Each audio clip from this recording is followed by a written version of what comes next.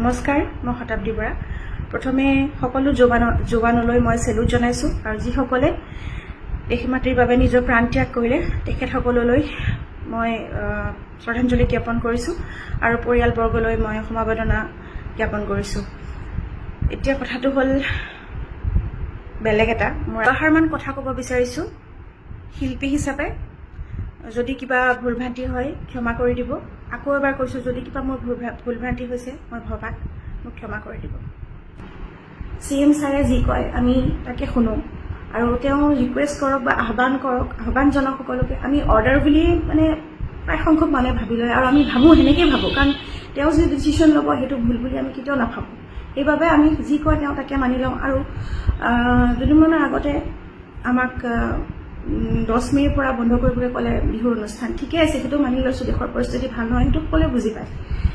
এতিয়া দেশৰ পৰিস্থিতি চব ঠিক হ'ল, চিজফায়াৰ হ'ল, যুদ্ধ বিৰতি হ'ল। এতিয়া সকলোখিনি আমি আশা কৰি আছিলোঁ যে যোনখিনি প্ৰগ্ৰেম আমাৰ হ'ব, বিহুৰ অনুষ্ঠান হ'ব, সেইখিনি দুদিনমান দেৰিকৈ পাতিম বুলি চবেই কমিটিৰ লগত আমি কথা পাতিলোঁ আৰু চবেই সেইটোৱে ডিচিশ্যন ল'লে, সেইটোৱে কৰিম বুলি ভাবিলে দুদিনমান দেৰিকৈ কৰিম। এতিয়া আজি তেওঁ নতুনকৈ এটা কথা ক'লে যে 15 তাৰিখৰ ভিতৰত বিহু পাতিব লাগিব। সেইটোও তেওঁ আহ্বানে জনাইছে বা ৰিকুৱেষ্ট কৰিছে দেই, জেঠত হেনো বিহু পাতিব নালাগে।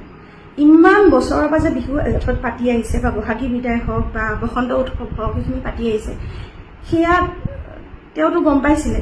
এই বছৰে কিয় বন্ধ কৰিলে? এই 2-3 বছৰৰ পৰা মন কৰিছোঁ, আৰ্টিষ্টখিনি আপুনি ইমান বেয়া পায়নে? আমাক বেয়া পায় নেকি? আপুনি কিবা আছে নেকি? আমাৰ ওপৰত ক্ষোভ আছে নেকি? আপোনাৰ কৰোণা গ'ল, কি আছে, ঠিক আছে, কৰোণা গ'ল, এইবোৰ আমাৰ কিমান প্ৰব্লেম হৈ আছে। আমি উঠিবই নোৱাৰা হৈছোঁ মূৰটো দাঙি। মই ডাঙৰ আৰ্টিষ্টৰ কথা নকওঁ, আমাৰ সৰু আৰ্টিষ্টখিনিৰ কথাহে মই কৈছোঁ।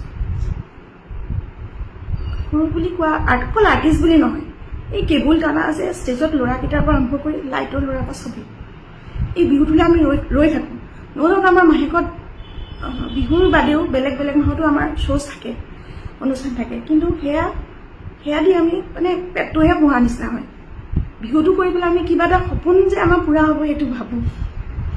এটা গান কৰিবলৈ আমাক কিমান পইচা লাগে, ভিডিঅ' কৰিবলৈ কিমান পইচা লাগে। আমি যদি ভিডিঅ' নকৰোঁ, গান নকৰোঁ, ৰাইজে আমাক মাতিব নেকি? আৰু এনেকৈ পেটত লাট মাৰিব নাপায়।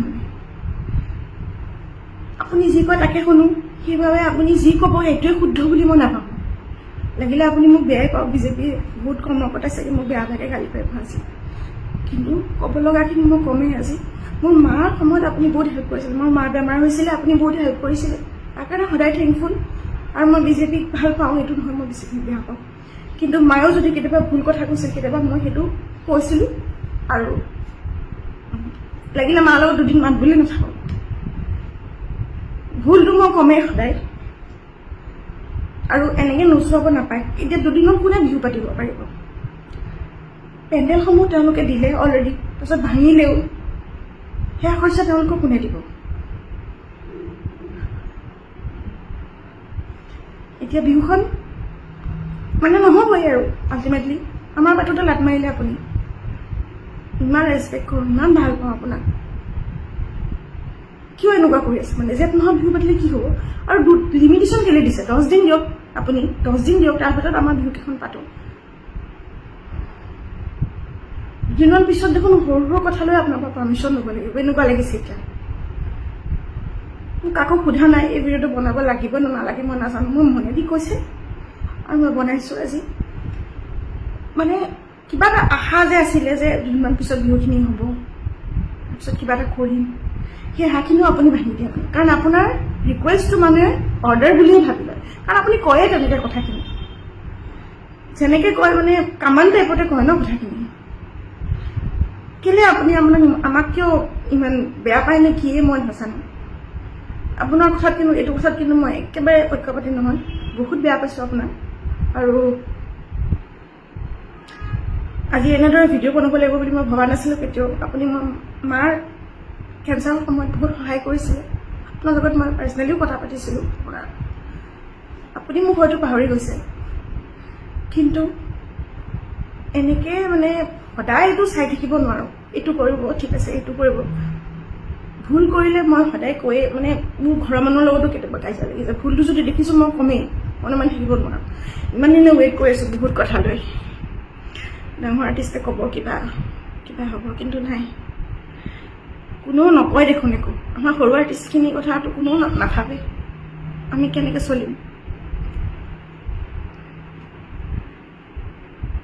যদি পাৰে মই ৰিকুৱেষ্ট কৰিছোঁ sir Himanta Biswa Sarma sir please at least 10-15 দিনৰ কাৰণে বঢ়াই দিয়ক বিহুখিনি এটলিষ্ট মে' মাহটোত পাতিবলৈ দিয়ক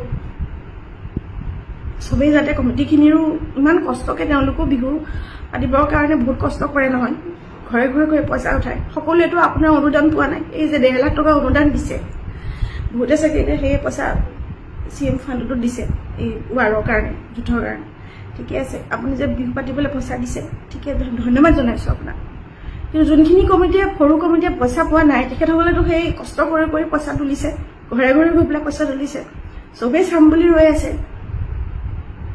সেই উৎসাহটো আপুনি নাইকিয়া কিয় কৰি দিছে মই অকল স্বাৰ্থৰ মানে কি চবেই ভাবিব চাগে মই স্বাৰ্থৰ কাৰণে কথা কৈছোঁ কিন্তু নিজৰ কাৰণেতো মই নিজে চিন্তা কৰিব লাগিব কোনোতো মোক বেলেগে আহি চিন্তা কৰি নিদিয়ে বেলেগে আহি পেলাইতো মোক পইচা নাইকিয়া হ'লে মোক সহায় কৰি নিদিয়ে ঘৰৰ মানুহকেইটাত আহিলে কমেণ্টতহে লিখিব পাৰিব কিবা কিবি আৰু নিবিচাৰোঁ মই কেতিয়াও মানুহৰ পৰা তেনেকৈ পইচা নিবিচাৰোঁ যদি পাৰে মই ৰিকুৱেষ্ট কৰিছোঁ ছাৰ প্লিজ 10-15 দিনৰ কাৰণে হ'লেও প্ৰগ্ৰেমখিনি বঢ়াই দিয়ক এই 2-3 দিনত কোনো বিহু পাতিব